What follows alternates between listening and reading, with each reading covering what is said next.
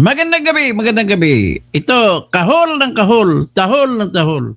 Ito po ang tawag ni Alan Peter Cayetano kay Bendalo at saka kay Lacson. Si Lacson ang boss ni Bendalo. Yan ang nangyari. Bago naman ang lahat, patugtugin muna natin ang ating musika ng bayan na nakikinig lagi kay Toto Terador.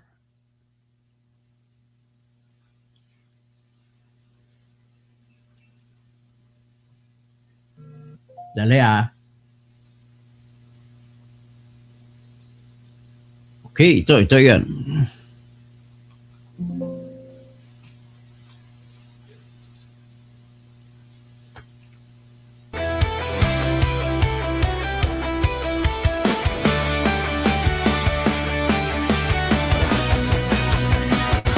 Sa Pilipinas, kilala ang tindi. Hindi kayang bayaran ni numan ang kanyang prinsipyo. Kapag may inaapi, siya ang nariyan. Kapag may bayaran, siya ang hadlang. Hindi siya tiklop sa pananakot ng iilan. Hindi siya alila ng sino mang mayaman. Kung ang Ay, salamat, Haron Muhammad. ay inaabuso, hinahawi niya yan mano-mano. Kapag ang taong Pintala. bayan ang nasasakal, siya ang unang sumusugot, tumatagal. Hindi perang sukatan ng halaga, kundi kung sino ang lumalaban. Magandang gabi sa lahat, no? Maya Pabingi, Naimba Garabinyo, Masanto Silabi, Marayaw Dom, Marajaw Madiyom, lahat kay Really Asistio sa Coronadal City. Maayong gabi sa inyo tanan. Sa akon amay nga si Rimo, maayong gabi sa imo Daddy. Sa Davao de Oro, Davao del Sur, Davao Occidental, sa Davao del Sur, sa tito ko na si Robert Kausing at saka tito ko na si Manuel Kausing.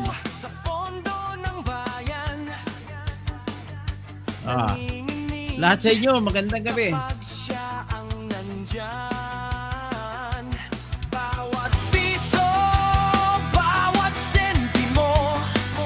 Vince Moran, magandang gabi. Sagutin sa mata ng tao.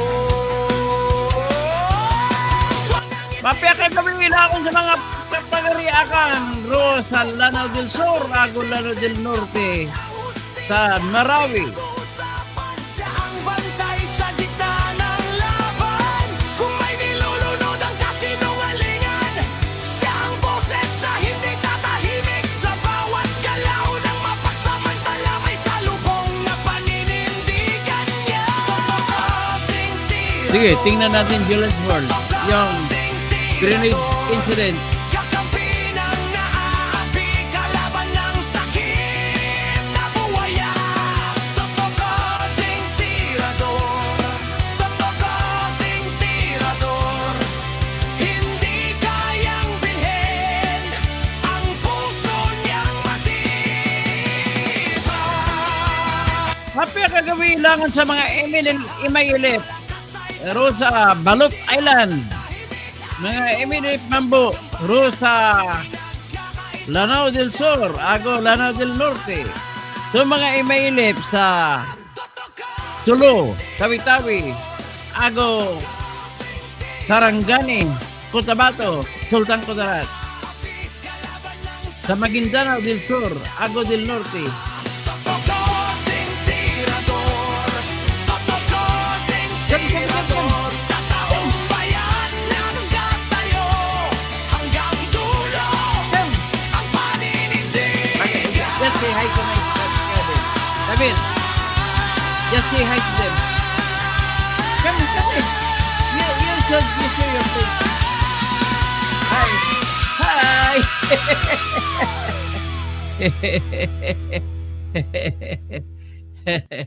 Ay, pilyan nyo, huwag ka maniwala. Diyan sila sabi-sabi na sa ibang daan po ako. Nasa tamang daan po ako, pilyan nyo. Ang problema lang, naloko kayo ng mga kung sino-sino. Akala nyo maganda yung pinupuntahan nila. Hindi po. Nasa tama po akong landas. Ang sinasabi ninyo, sila ni Enzo, galit ako dyan kasi kinakampihan pa si BBM. Alam mo mga kawatan, kakampihan. Yan ang napaka-asar talaga sa lahat. Lahat ng kakamping, dati kaaway sino? Dati ang mga loyalista at tawag sa kanila, Marcos pa rin! Marcos pa rin! Ngayon ang mga kakamping, dilaw, tsaka makakaliwa, kasama si Kainso, Marcos na rin! Marcos na rin! Hindi ko patiis yan. Unang-una po, dapat tumitingin tayo sa batas. Kahit ang isang akusado na kapatay ng tao, may karapatan yan sa ilalim ng batas. Pag inaresto mo, dapat dalhin mo sa tama. I-aresto mo ng maayos. Pasensya na lang, I cannot stomach what is happening to our country. Yung mga dati na kaibigan ko, na lumalaban kami sa katiwalian, ngayon kumakampi ng katiwalian ni BBM. Yan ang ayaw ko sa lahat. Pasensya na kung magalit kayo sa akin, I don't care. Basta sa akin, I remain steadfast in the demands and the shouts of justice. Kaya, gagawa po kami dyan sa Bataan, nagsimula ang sigaw ni Lapu-Lapu. Tanging si Lapu-Lapu lamang ang bayani na hindi pinatay at hindi kinulong. Kaya dyan kami magsimula. Mga anak at apo kami ni Lapu-Lapu. Okay? Sa lahat mga taga-Bataan na gusto sumali sa grupo ng anak ni Lapu-Lapu, standby kayo dyan. Mag-message lang kayo para paggawin na natin si Lapu-Lapu na ang ating Pangulo. Okay? Ngayon po, ang ating pag-usapan ay ang patungkol sa mga kabastusan ni Lacson. Kita mo ito, kabastusan ni Lacson. Marami pa kayo na naghumaling kay Lacson, kay Bendalo. Ito alam mo mga kawatan, kinakampihan. Ay, Ronald Llamas, Christian Esguerra, Insurrecto, Blancaster man din, lahat po kayo, kasama nyo si Mima Alicia. So, totoo lang, nabisto tuloy mga kamiting ni Mima Alicia nung namatay siya. Nakita ang lahat ng litrato. Sila pala mga Marcos vloggers, lahat isang kumpas, may manager. Yung manager na si Mike Cervera, yun nagbibigay ng pera sa lahat at siya magdidikta kung anong topic na pag-uusapan. Kita mo? Although tinulungan ko yung si Mima Alicia nung siya'y inaway siya ng kanyang boyfriend, ang ex. Kung ako tanungin nyo, walang ibang interesado pumatay sa kanya kundi ang ex-boyfriend niya. Na kinasuhan pa niya. Tumulong pa dyan para magbigay ng pera pang kaso ay si Mike Cervera na tagabigay ng pera sa mga vlogger. Grabe kayo ha. Marami pang iba dyan. Kunwari, hindi Marcos, hindi naman daw. Ay, Kainso, wag ka na magsabi. Wag ka na magsabi na ang halata na po kayo lahat. Pati nga si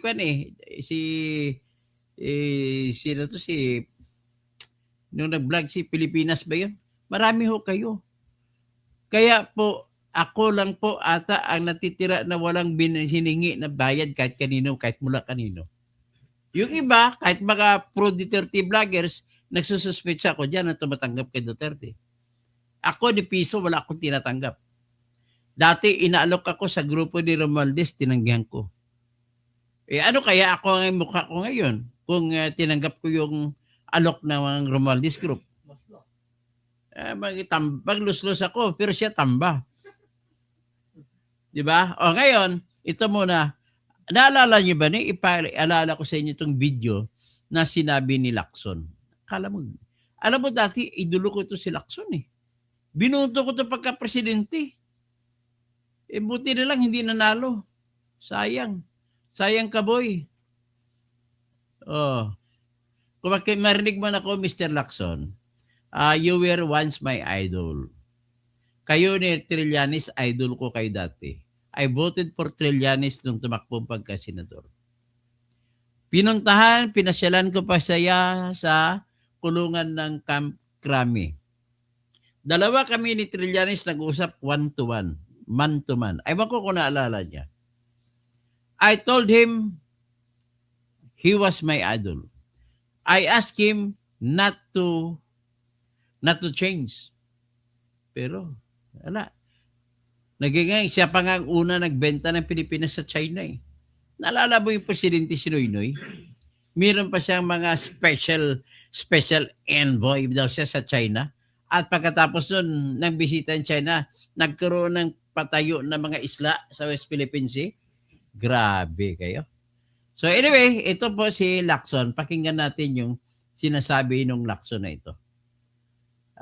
Alam mo, bago ko ipagpatuloy ito, nais ko lang bagitin, Mr. Ping Lacson, may napuntahan po ako na FMR. Anong FMR? Farm to Market Roads dapat. Di ba? Alam mo, gabi yun sa Tagaytay. Mula sa highway ng Tagaytay, sa circumferential road ng Tagaytay, bumaba ako. Nagmaniho kami, kasama ko anak ko. May binisita lang ako doon na nag-imbita ng birthday sa akin. Pagdating sa dulo, Jay, alam mo ano? Farm to Market Roads. Magsalubungan nga, di ba? Nagtigil-tigil tapos magbabangga-banggaan pa. Pagdating sa dulo, FMR may mansyon. Magkaharap. Ang kabila, mansyon ng kaibigan ko, hindi ko nabanggit yung pangalan. Ang kabila, mansyon ni Lacson. Kaya ang tawag ko na ngayon sa FMR, Farm to Mansion Road. Grabe. O, pakinggan natin, marami na mansyon si Lacson. At ang pinakamalaki niyang dahilan, bakit kumampin siya ngayon kay BBM, kahit tumakbong presidente yan, kumakampi siya ngayon kay BBM, sapagkat ang smuggling ng anak niya na simento, yan po ang pinakamalaki niyang negosyo. Kaya ito pong isang taong ito na napaka-kurap.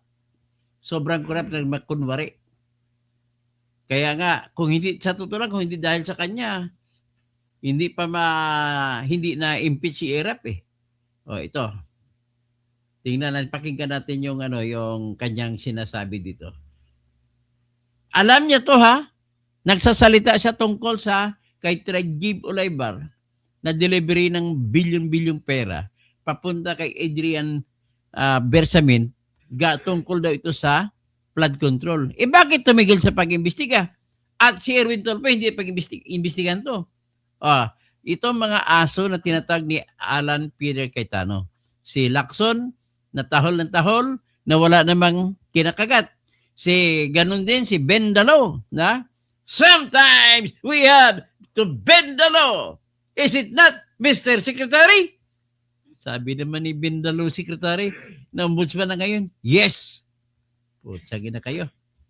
You know, I would have suggested to the person who brought to the president or delivered to the president the handwritten narration of Mr. Bernardo. Maayong gabi, Temi. I would have suggested na tanggalin niya and then order an investigation.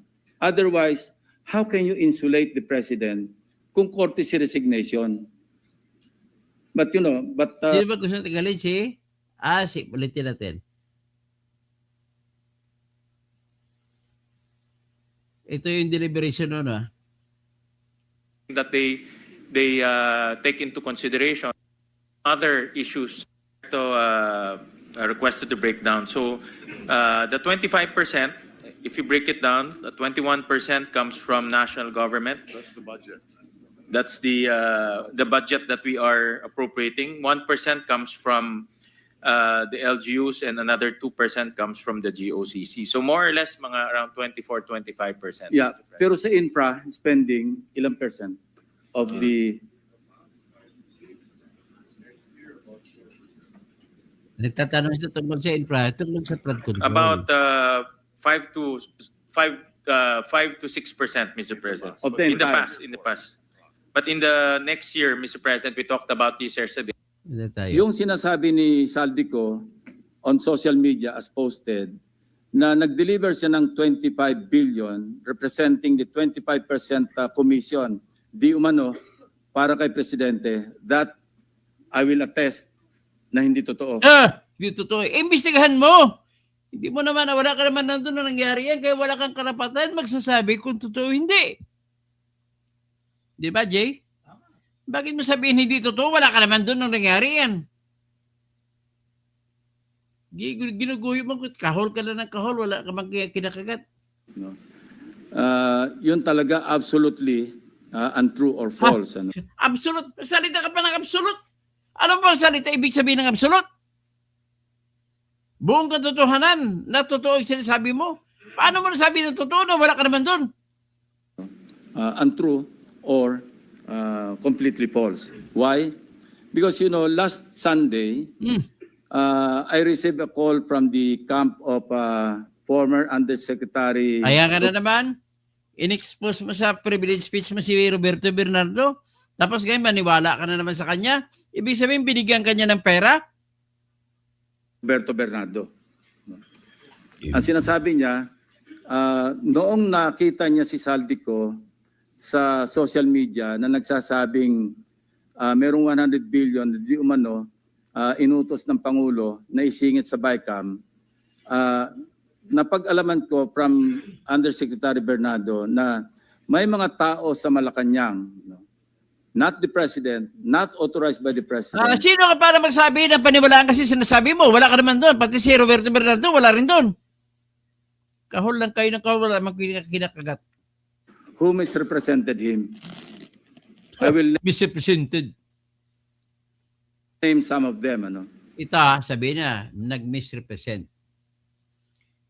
JJ, ikaw ay nag-misrepresent ka, ibig sabihin, nagkukunwari ka. At tapos ang pagkukunwari mo, kikita ka sa iyong kupit. Tapos ang grabe kupitan doon, bilyon. Ang alam ko kupit, maliitan lang, di ba? Sige. Tapos, paano mangyari na makakakupit si Adrian Bersamin na napakaliit lang namang niya mama sa harap at hindi ba siya natatakot kay BBM?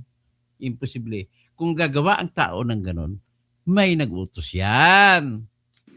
Undersecretary Adrian Bersamin. He name-dropped the President, making Saldico believe na utos ng Pangulo na ipasok. Si Saldico pa na marunong, gusto ba gusto mo gusto mo sabihin, naniniwala si Saldico sa sabi ni Adrian Bersamin na Undersecretary ni BBM at ni Trajib Ulaybar na magbibigay ng 2 billion para kay BBM at hindi daw totoo yun. Tapos binigay na ang pera. Tandaan mo, ikaw mismo nagsabi na binigay ang pera. Tapos paano mangyari yan kung walang presidente? Napakasinungaling mo numero 1. Sana hindi ka na mananalo sunod na eleksyon. Sa BICAM, yung insertions na 100 billion. Now, Yusek Trajib Ulaybar. Other personalities. Anyway, regarding the 100 billion, binrake down kasi nireview niyo yung kanyang notes. This is all. Gusto mo sabihin, nagsasabi na totoo yung Bernardo, pati ikaw, gusto mo sabihin, nagsasabi na totoo? Kung mo talaga, illogical mo. Giniba mo lang, sinira mo lang ang Philippine Military Academy sa ginagabog yan? Related even to the appointment of Secretary Recto to be the Executive Secretary. As he is now the acting, I guess acting kasi hindi naman pwede magbigay ng ad interim appointment because Congress is not in recess, di ba? So, okay. Anyway, ang sabi niya sa akin, hindi po totoo yan, Mr. Senator. Kasi ang breakdown ng 100 billion, 81 billion, yun yung na-assign sa DPWH. Yung 29 billion, other agencies. Hindi niya alam. Out of the 81 billion or out of the 100 billion, yung sa 81 billion, 52 billion, siya ang personal na nag-handle. Ako po nag-handle nun. Nasa notes niya, ito yung kanyang table, binigyan niya ako ng kopya. 51.01, I think almost 52 billion. Anyway, So 52 Hindi billion, mo nga yun masabi yung kung personally ilan- hinandle niya. And talagang sabi niya, naghatid ako ng pera as kickback. But not to the President, but to Yusek Olaybar. Bakit siya makatid kay Laybar? And sabi niya, ang pagkaalam niya, kasama si Yusek Adrian Bersamin. Kwento ka naman. Ikaw talaga sinungaling ka talaga. Sarap sarap kumusin ng bibig mo eh. 8 billion pesos, Mr. President, in at least 10 deliveries. The modus that yung arrangement nila is tingin ka may na tigisa sa silang kanan mo. armored van. May armored van si Yusek Olaybar, may armored van siya, magpapark sa basement ng Diamond Hotel, darating yung van driven by Olaybar, and possibly, sabi niya, hindi siya sigurado, and possibly along with Adrian Bersamin. Bakante yung armored van, Sabi ng totoo, tapos ngayon masasabi ka possibly, ibig sabihin hindi sigurado. Klase. idadrab yung isang van na puno ng pera. Ranging from 800 million hanggang 2 billion. Umabot ng 2 billion only because sometime in March, yung kanyang date na sinasabi from, I think, March hanggang April, yung delivery. Very good nga raw siya, sabi ni Yusek Olaybar, kasi nakakapag-deliver. O di, tama ang sabi ni Leandro Mendoza na pinakita ni Adrian Bersamin sa kanya ang text message. Jay, nag-text si BBM kay Bersamin, Adrian. Nag-text siya muna kay BBM, Sir, andito na pera. Ang sagot sa kanya ni BBM, be good. Yun sinasabi ni Lacson, very good. Ang biggest kasi naipon, because March 11, natatandaan niya, inaapuran niya na si O Undersecretary. bakit March 11? Naalala mo ba yan? Naalala mo yung March 11, 2025? Ikaw, Jin, naalala mo ba yan?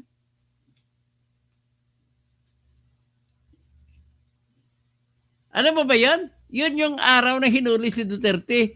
Nag-produce kayo ng pera para pambigay, palabasin ang warrant of arrest ni Duterte sa ICC. Para hulihin. So March 11, may binigay na kayo para nababas lang yung warrant of arrest. Para hulihin at gagamitin, ibigay, i-arkila sa eroplano na gagamitin sa pagkarga kay EPRRD. O, alam nyo na? Alam na this? So, ang flood control ng budget, ginamit para ma-aristo si Duterte. Ang iba doon, binayad sa mga investigador ng ICC na si Trillanes ang nagbigay ng $2 million. Klaro na, klaro. So, ngayon, ang ebidensya ko na totoo yung $2 million, Jay, ay ganito. Una, yung nagsasalita ng mga bodyguard ni Saldico. Pangalawa, yung mga sasakyan na ginamit sa paghatid sundo sa airport ng mga investigador ng ICC na pinangungunahan ni Chantal Daniels.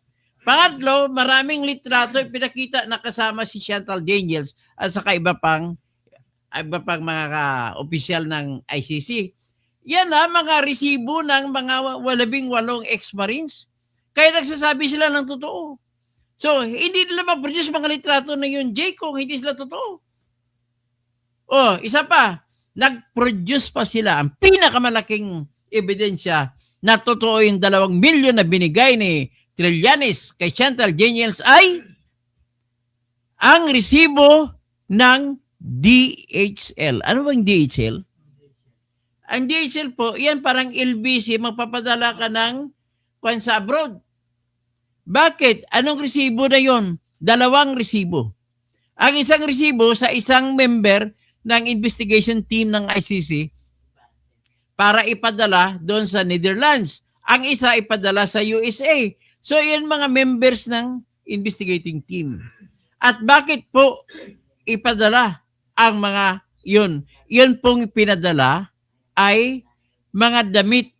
Mga damit ng investigador ng ICC. At bakit ipadala ang mga damit ng ICC? Kasi may malita naman sila. Ito po ang dahilan. Kasi nilagay po nila Jay ang $2 milyong sa kanilang sariling maleta. Kaya ang unang laman ng malita nila, tinanggal nila. at pinadala through DHL sa bahay nila sa Netherlands tsaka sa USA. So ano pa? Grabe, kaya clear na tong ebidensyang ito. Olaybar, nakunin na kasi napupuno na at saka matagal na nakapark. Ang sabi ni Olaybar sa kanya, wag muna kasi magulo ngayon dahil inaaresto si dating Pangulong Duterte. So naipon yung laman ng van, Hindi po sabi niya, ginamit sa pag-aresto kay Duterte. mga 2 billion pesos. That was the single largest or biggest delivery that he made. Lakson, gusto mo maniwala kami sa iyo na sinasabi mo na kayang-kayang lukuhin ni Bersamin tsaka ni Tragib Olaybar, yung boss nila na si BBM? Mag-billion-billion ang laman? Kayang-kaya mo ba yan? Ha? Ow! Ow! Ow! Who is the dogs out? Who is the dogs out? Yan ang tanong ni To Olaybar. Kung saan napunta, Alan hindi Peter natin Cayetano. alam. But personally, he knows or he knew that, kasi personally, nagpapalit sila, no? Amounting to 8 billion pesos. 1 billion, he delivered to Secretary Bonoan. So that's 9 billion. Yung 8 billion was representative of 16% of the 81 billion or 82 billion. Ang usapan daw nila initially was Alakson, ito na lang. Bakit hindi mo pinatawag nung ikaw na humahawak ng Blue Ribbon Committee? Hindi mo pinatawag si Bersamin? Hindi mo pinatawag si Tragib Olaybar? Grabe. 15%, Mr. President. Tumawad pa raw ng 1% si Olaybar, pero suspecha niya, natatawa raw siya dahil para sa sarili na lang ni Olaybar yung additional 1%. Kaya umabot siya ng 16%. 1 billion to Secretary Bonoan. Siya mismo nagbigay. So he was asking for my advice. Ang sabi ko sa kanya, can you put it in your own handwriting? Hey! And I'll see to it that it will reach the President. Hey! Isipan mo. But I took notes when he was narrating what he was about to Kunwari write ka pa down. talaga, gusto mo I was magbuyo. taking notes together with my 2 lawyers. Nag-take ka pala ng notes, bakit hindi mo sinama sa investigasyon mo sa Blue Ribbon Committee? He was also with his lawyer. So, and that happened.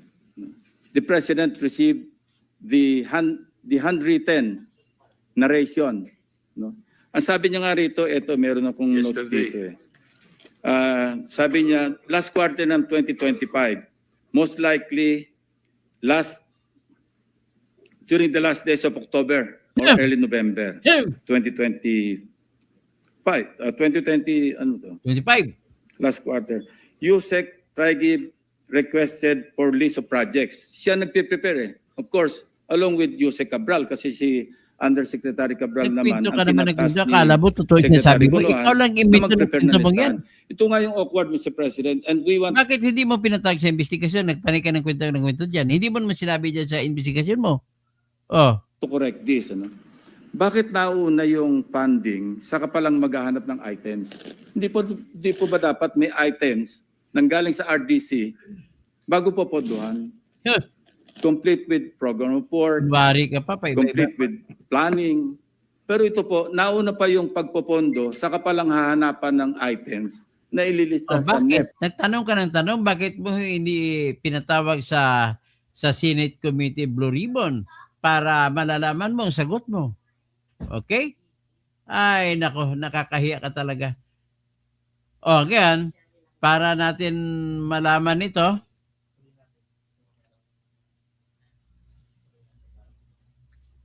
asan ba yung ano? Hanapin ko yung 100 billion.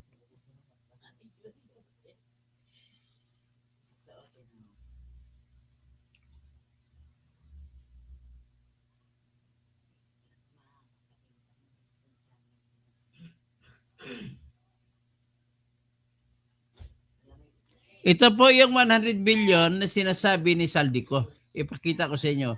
Sariwain po natin. Ito yung sinasabi nila. At ang tanong ko ito, nagagalit si Alan Peter Cayetano sa kay Lacson at saka kay Erwin kasi hindi na sila nag-iimbestiga.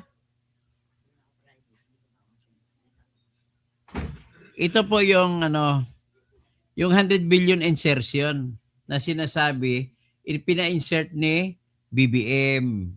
Ito yan, ha? 100 billion ang total, 81.27 billion sa DPWH projects. Tapos, and other institutions of government, 100 billion ang lahat. Yan po yan, lahat. Ang dami-dami niyan, no? Ang dami-dami niyan. Ah. Yan, ang dami-dami niyan. Tapos titingnan natin sa pinakahuli, itong kinikwento ni Toby Chanco na binigay ni Saldico kay BBM sa pamamagitan ni Yusek Jojo Cadiz kasi piling daw ni Marcos, kinukupitan nila ni Romualdez at saka ni Saldico yung pera. Kaya doon, nagtatanong daw nagagalit si BBM kay Saldico at saka kay Romualdez. At ang tanong sa kanya, ilang kabyar pa kaya gusto niyo bilhin? Ilang, sabi niya, ilang kabyar, ilang Ferrari pa inyong bilhin? Yan po mga tinanong.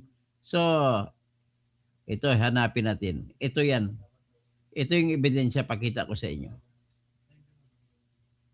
Yan ba yan? Ito yung sa 100 billion. Yan 100 billion insertion na wala man lang nakuha si BBM dyan. So, ibigay ko kayo ngayon sa mga buwanan binibigay, dinideliver ni Saldico kay BBM na tag 2 billion pesos. At ang makakonfirma nito sa sinasabi ni Toby Chanco na nagagalit si BBM ay ito. Ito nagsimula po ang delivery ng pera sa kay BBM September po. Ayan, September 1, 2022. Billion-billion yung kada buwan. Yan. Ito ang panghuli, kita nyo, December 24. Nagbigay ng 200 million saka 800 million. Yan po, 1 billion na pinabigay ni Saldi ko kay BBM sa pamamagitan ni Jojo Cadiz. Yusek Jojo Cadiz na tauhan ni BBM. At ito po ang kasunod na nangyari matapos nagalit si BBM kay Romualdez at saka kay Saldico na bakit nila hindi nila dinelever kay BBM ang lahat. At ang total pa dito 56 billion 418 million 874,054 pesos. Yan po. So nakita nyo na. Ngayon,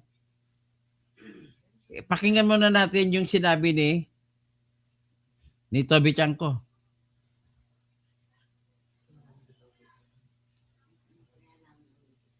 Grabe kayo, ha? Grabe.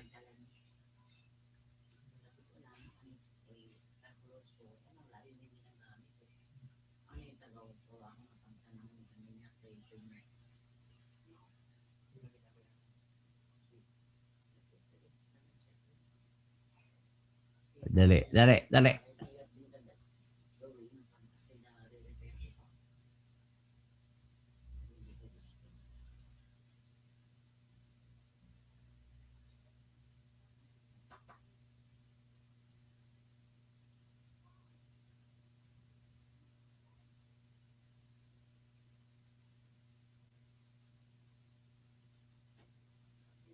Asa ba yun?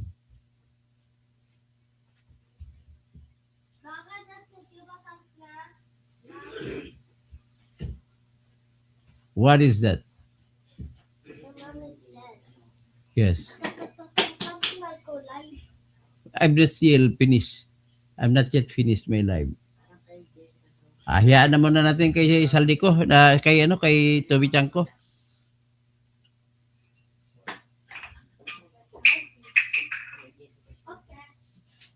Okay. Ito nakita ko na kay Toby Chanko, yung sinabi ni Toby Chanko. Pakinggan natin si Toby Chanko tungkol dun sa ebidensya na kung saan ay talagang nagde-deliver si Saldi ko kay BBM. Pakinggan natin.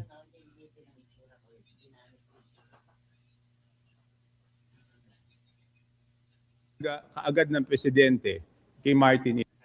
Pag-upo, ang bungad talaga kaagad ng presidente kay Martin is, Martin, kayo ni Saldi, ilan bang bahay sa Forbes ang gusto nyong bilhin? Ilan bang eroplano ang kailangan ninyo? Ilan bang Ferrari ang gusto nyo? Ganong karaming pera ba ang gusto nyo? Ganong karaming caviar ba ang kaya nyong kainin? Yun ang bungad. Yun yung opening statement nung pag-upong nung November 24. Tsaka pa lang niya sinabi na sobra na kayo. Lahat ng pera kinukuha niya. Pero yun yung opening statement niya. Yan yung unang-una sinabi niya na hindi ko dinidisclose kasi sabi ko napaka sakit ng mga salita, di ba? Ibig sabihin, ang unang isip ko, ulitin ko, papagalitan mo pala to, bakit sinama mo pa ako dito? So yun. So kaya makikita mo puro sabi, 'di ba? Sabi ni Pangulo. Alam mo, kung totoo yung sinabi, JJ, kung totoo sinasabi ni Toby Chanko, nasa harap niya, pinapagalitan ni BBM. Ibig sabihin, alam ni BBM na kung hindi si BBM ang nagnakaw, alam ni BBM na nagnakaw si Saldi at si Romualdez. That was November 2024. So kung ngayon, bakit naman hindi niya pinakulong yung dalawa kung alam niya kung talagang malinis si BBM? Napakaasar. Sabi ni Pangulo, ang daming instances na kahit dito sa Congress, palagi niya, kaya minsan nagtatalo kami, hindi ko sinasabi niya pag nag-uutos siya, hindi ko naman ito gagawin kung walang utos sa taas eh. Tama. Ako naman, ang sinasagot ko nun, kaya hindi kami nagkakasundo sometimes in the past, di ba? Very vocal kasi ako dyan eh. So hindi pa rin credible yung mga sinasabi. Di ba puro sabi. Kaya nga hanggang kay ang kausap niya si Martin eh, di ba?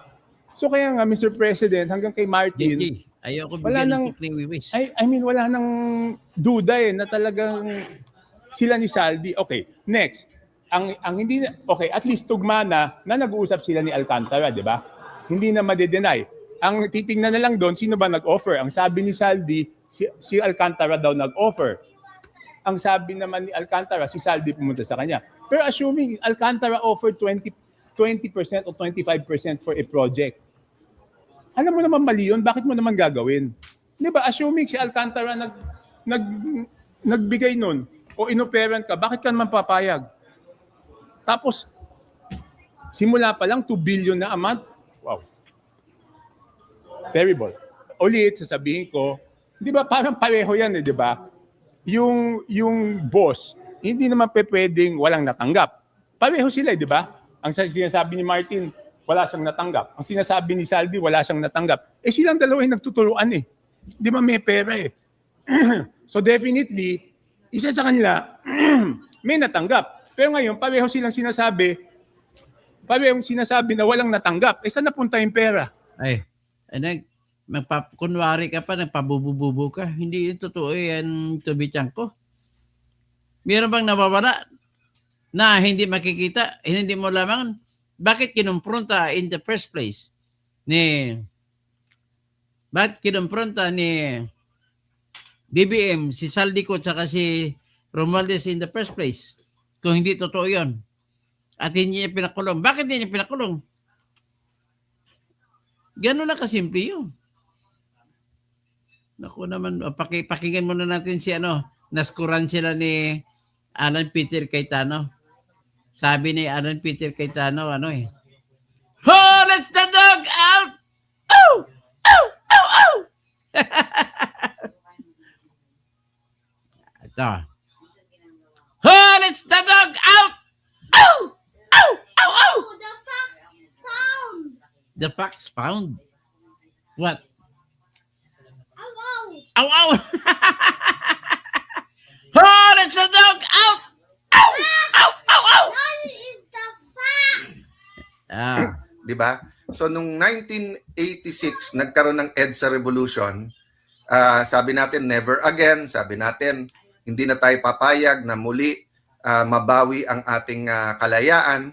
And then afterwards, between that, ngayon, 2026, naging issue nung 2022, ibabalik ba natin ang isang Marcos? Pero sabi, Team Unity, Marcos Duterte, galing tayo sa pandemic, nakatikim tayo ng mga 10 taon na economic growth from the time of President Pinoy and President Duterte, who I very much respect both of them. So, nung nag-anniversary nung 2026, 40 years, we have to ask ourselves, do we already have that mentality of conquerors? Or ang mentality pa ba natin ay slaves, di ba? So, saan slave? Siguro sa corruption at poverty, di ba? Kung makikita mo, ano ba sistema ng gobyerno ngayon? Una, kuyog, di ba? So, pagka ikaw ay naging oposisyon, vlogger ka man, mayor, congressman, senador, journalist, kung ano man, basta't mag-ingay ka, kukuyugin ka muna. Whether it's through trolls or whether it's through the NBI, whether it's through the departments that are relevant, medyo kukuyugin ka muna. Oo. Kung hindi ka makuha sa kuyog, kakasuhan ka na. Yan ang sinasabi ni Alan P. Cayetano na halimbawa, ikaw ay senador na kontra pabor kay Sara, liligawan ka muna, kukuyugin ka muna. Kaya hindi ka makuha, may panibagong step. Ha? Oh. Pagka nakasuhan ka na at medyo busy ka na, Pangalawa, kakasuhan ka. na-realize mo may pamilya ka, may buhay ka, may there are other things in life, 'di ba, that are Diyan nahulog si Cheese Escudero at saka si Joel Villanueva. important to you. Not only building your nation, Pero si Jinggoy tatag, hindi siya bumigay. if you stop there, panalo na sila. So ang pangatlo nila ay ikukulong ka. Kukulong ka. Yun, nakakulong na si Jinggoy, si Marcolita nakulong na. Kasi ayaw pumayag ni Marcolita, tsaka ni Jinggoy. God, wala pa naman yung kill. May mga namamatay pero so far hindi pa naman natin sinasabing political assassinations yon, di ba? At least at the leaders level. It's a pity that at the street level may killings talaga. But okay. So, kuyog, kaso, kulong. So, dun na sa nagsasabing hindi sila nag-i-intimidate, if you assume, kung sa isip nyo, you keep getting away with it and you think that the Filipino people are stupid, that's your opinion. But matalino po ang Pilipino kahit saan mo ilagay, kahit saan bansa, tinitingala. That's why nga sabay-sabay tayo nag-object doon sa depiction, di ba? Whether it's anime, cartoons, editorial cartoon, whether it's state media o kahit sino. And baliktad din, di ba po? One time may ganun sa isang TV series sa London, yung mali ang depiction sa ating mga nanis. Nagalit din tayo. So there's no room for hate. There's no room for yung i-compare tayo, whether sa Maching, sa Unggoy, etc., whether that's China or any other country in the world. And we also shouldn't do that. Thank you, Blas Jimenez, for saying be strong. God willing po. Yes, Bog Isidro, makakalaya ba si Sen Marcoleta? I have faith po. I have faith po na yung mga kinukulong nila na political prisoners, no? I consider Senator Jinggoy, Senator Marcoleta, former Congressman Mike Defensor, they are political prisoners. Kinulong sila dahil hindi sa kaso, kung hindi sa konsensya nila. Weaponize ang DOJ, ang Office of the Ombudsman, not for justice, pero dun sa political ends. We can talk more about that after the SONA, no? Para mas maganda yung discussion. But ang point ko po, tignan nyo po yung KKK, di ba? Kuyog, kaso, kulong. Ano naman yung KKK natin? Unang-una po, katotohanan. We have to fight for the truth. Whether it's in the impeachment, whether it's in the flood control, whether yung mga kinakasuhan, whether it's our dealings, no, in the South China Sea or all over overall relationship with China, Whether it's our relationship with the US, the basis should be truth, katotohanan. Pangalawa po, konstitusyon. Wala pong society ang unlad na walang rules. At dapat po fair at may justice po yung rules na yan. Ang ating pong rules ay yung konstitusyon. Pero ang rule po ngayon ay bend the law. Bend the law. Aaron! Pati hindi na po bend the law, bend the constitution. Kung ano na lang ang gusto nilang interpretasyon sa batas. At dahil parang ngayon, frat war sa college, wala nang tama't mali. Ang question na lang, sino magkakampit, hindi. Yan. Nagkakaproblema yung buong bansa.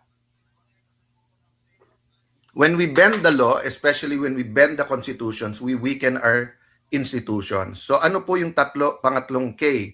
Corruption. Corruption. When you bend the law, it promotes corruption. So sabi po, unang sinabi ng new majority, huwag kayong mag-alala, hindi na si Senator Lacson ang magiging blue ribbon. So parang nilang inamin na talagang siya, what do you call this, bias doon at ayaw na sa kanya at saka medyo aminin man nila hindi. Simple lang Kung ano yan. na script ng Malacanang, yun na ang sinusunod ni Senator Alam Lacson. mo, ganito yan ang ugali ng tao. Natural na inggitiro ang tao. Kahit sino. Kahit yung pinakamabait na tao, may inggit din yan kahit papano. Ngayon, sa tingin mo ba, wala hindi nainggit si Lacson sa mga ninakaw ng iba? So bakit naman siya hindi nag-imbestiga? Hindi ba siya naiinggit? Sa totoo lang, hindi siya nag-imbestiga kasi nabigyan na siya ng pera. At ni Senator Soto noon.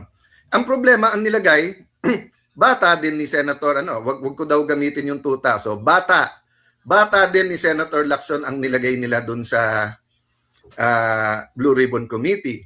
O, nung lumabas na sinabi nung 18 Marines na mukhang may maleta din, mag-i-inhibit naman daw siya at gagawa naman daw siya ng subcommittee. Okay.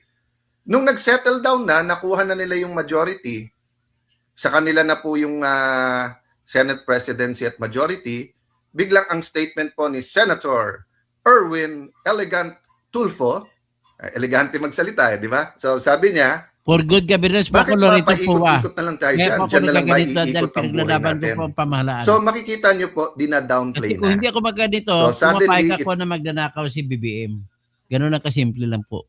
Ikaw ba, hindi ba nakita yan, Lorito Pua?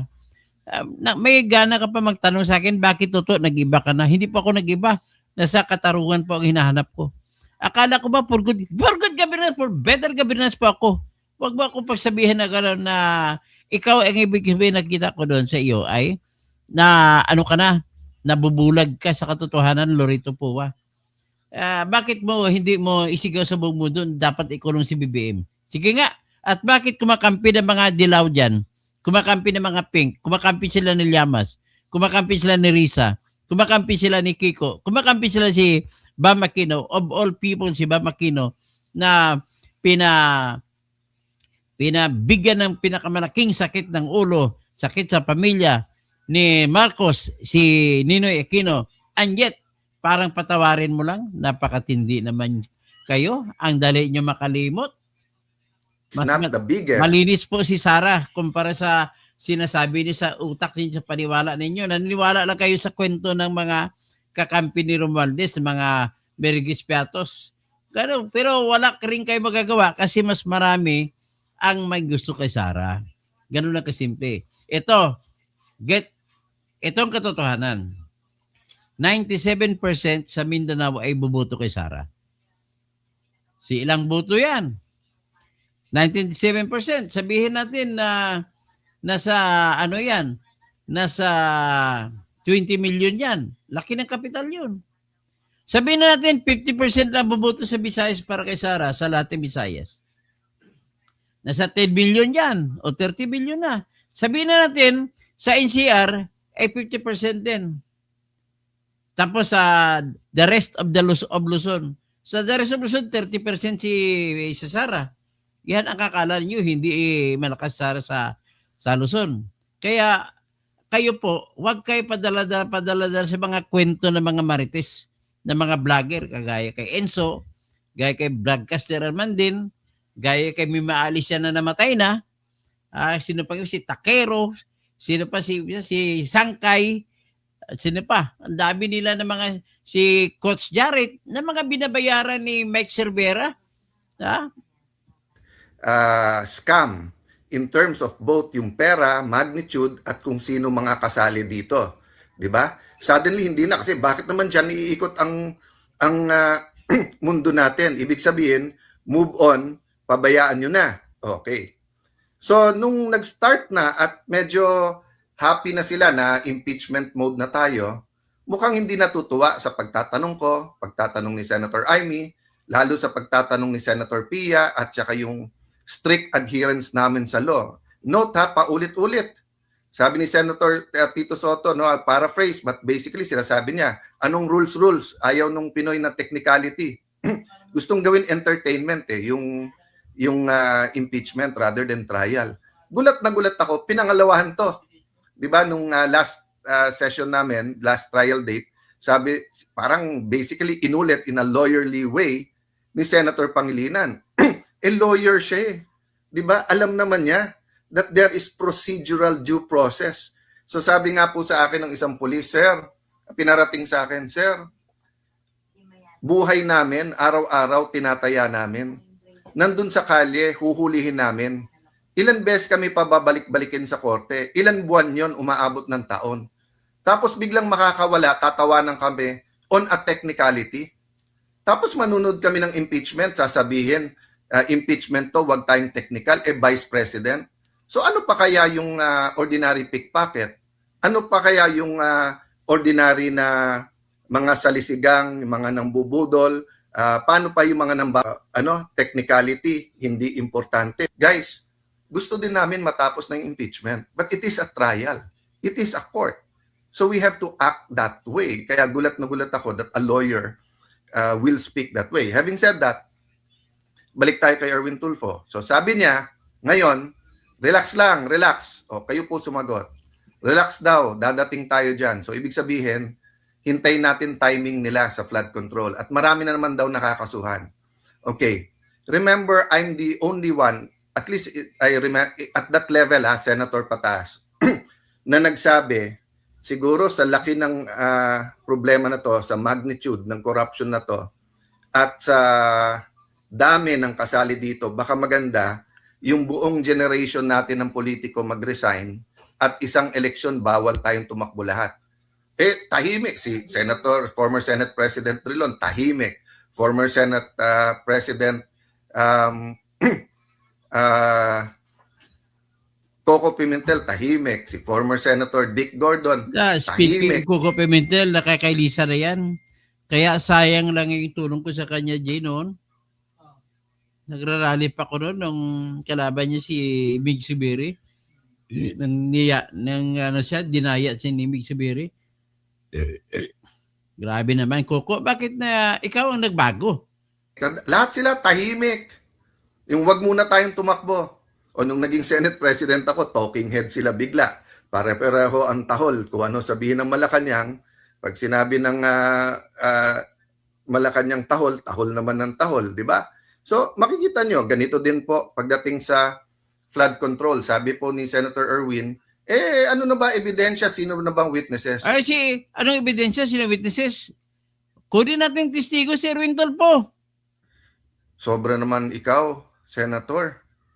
Alam mo, pumunta ka sa radio o TV booth mo, papilain mo ang taong bayan, baka isa-isa kang kung ano sabihin sa'yo sa mukha mo.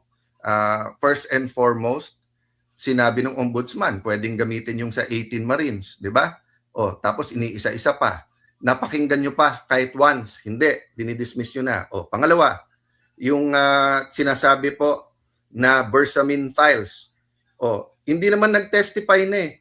Pati yung key witness na ginagamit ng gobyerno ngayon, nung sinabing umabot hanggang sa presidente, ang sagot, si Senator Lacson na, hindi na yung witness ang sumagot. Okay, sinabi natin po sa mga ahensya ng gobyerno, pati DPWH, mag-submit sa atin. Ano ba talaga, Ghost? Ano po ang mali lang ang pagkagawa? alin ang substandard? Hanggang ngayon, sinabit ba sa atin? O yung ICI ba, yung NBI, yung DPWH, lahat sila nag-imbestiga, sinabit ba sa atin? Mag-iisang taon na. So pagkakakampi, may pagkakataon na ayusin muna para hindi magmukhang ghost, ganun ba? O yun ang lumalabas sa internet, sa lahat ng discussion. Kung yan ay 1, 2, 3 buwan, pinagtatanggol ko pa kayong lahat eh. Ang problema hindi na eh, mag-iisang taon na, inventory lang, maglabas lang kayo, ano ang budget ng 2023, 24, 25. Saan napunta yan? Nagawa ba? Hindi. So, pagdating po sa witnesses, marami po, siguro kung 4-5 hearing lang po, nakapila na yan. At even kung gamitin natin witnesses yung DOJ at saka yung NBI, DBM, may lalabas dyan. Ang problema, tatamaan si Senator Erwin. Diba? Kaya nga kinakanti-kanti, medyo bear ni Senator Lacson nung umpisa yan sa isang kontraktor. And then, syempre, sa party list nila. So, napakarami yan. I won't go into details now. But, I want you to think about this weekend. Anong KKK ang gusto nyo? Kuyog, kaso kulong, or katotohanan, konstitusyon, at paglaban sa korupsyon? We have 2 choices. Pray, be active, discuss, kumilos po tayo.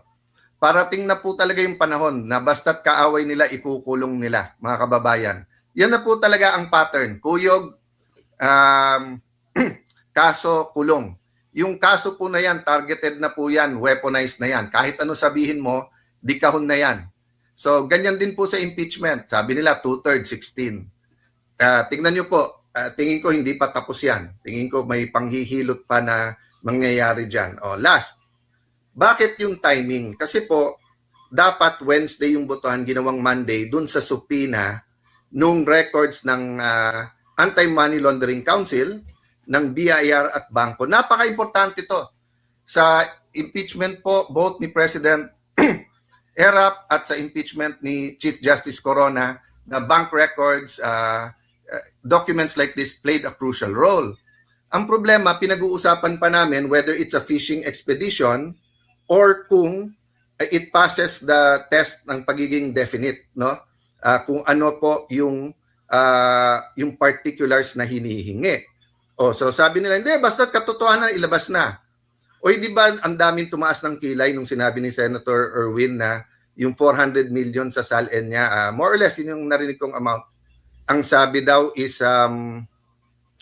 yung amount na yan, kinita niya nung media.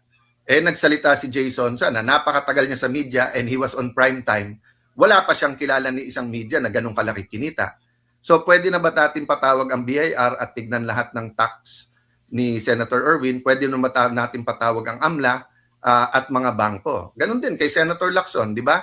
Ano yung actual? I didn't really pay that much attention pero parang dumoble yung kanyang SALN tapos sinabi niya sa negosyo. So, we're giving him a chance to explain. Nag-explain siya kahit walang nagtatanong. Pero ang tanong ko, ngayon ba pinapakuha natin yung AMLAC, yung pinapakuha ba natin yung BIR records niya, yung bank records, or pinapapaliwanag muna natin? Yan ang isang pinag-uusapan ngayon Kaya tayo dinidistract, di ba? So unang nagdi-distract, NBI, sausaw ka agad yung DOJ, etong ombudsman, pinipilit kong respeto, pero sausaw na din na naman. And then, afterwards, ang Malacanang, kung ano nang sinasabi, hindi kasali dyan yung kakampi nila, kasali yung kakampi. Hindi daw kasali, pero sabi ng ombudsman, bubuksan ulit. So, just do your job and I will honor you kung tama, di ba? Pero kaya sumausaw kagad yan si Erwin. Inutusan din ni Senator Lacson. Bantayan nyo sa impeachment. Yung pag nagtitingin na, ikaw naman, salita ka, di ba? So, happy weekend, just like me. Itanong natin, who let the dogs out? Let's the attack dog dogs, nandyan So, once na nandyan na yung attack dogs, Okay. Sa totoo talaga, si I Am Trustworthy, nilalait niya si Alan Peter Cayetano. Uy, mahiya kay I Am Trustworthy. Gusto ba makita yung gaano karami ang nanonood sa live ni Alan Peter Cayetano? Yun. Buksan natin, Pakita ko lang sa iyo. Na ito. Ito po yung live na yan na tinitingnan natin. Makita ko sa iyo.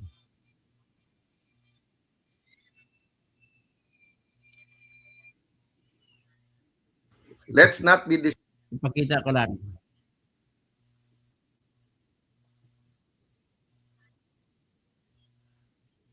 Ipakita ko lang Ipakita ko lang kung gaano karami nanonood sa kanya sa live niya.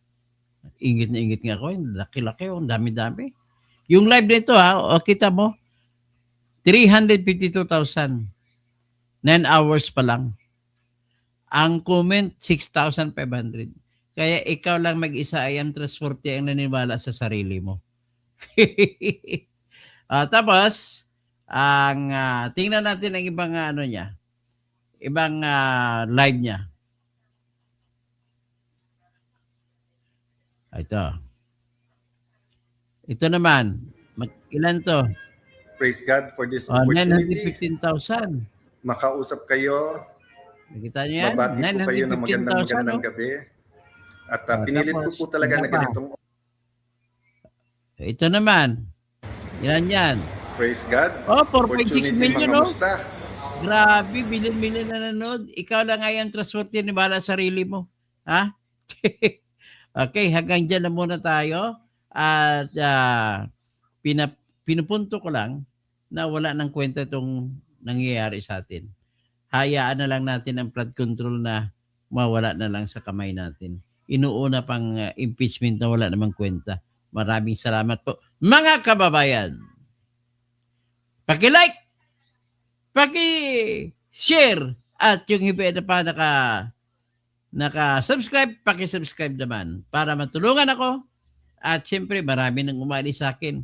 Maraming galit sa akin dahil gusto nila si Duterte lang lagi banatan. Ano kayo, hilo?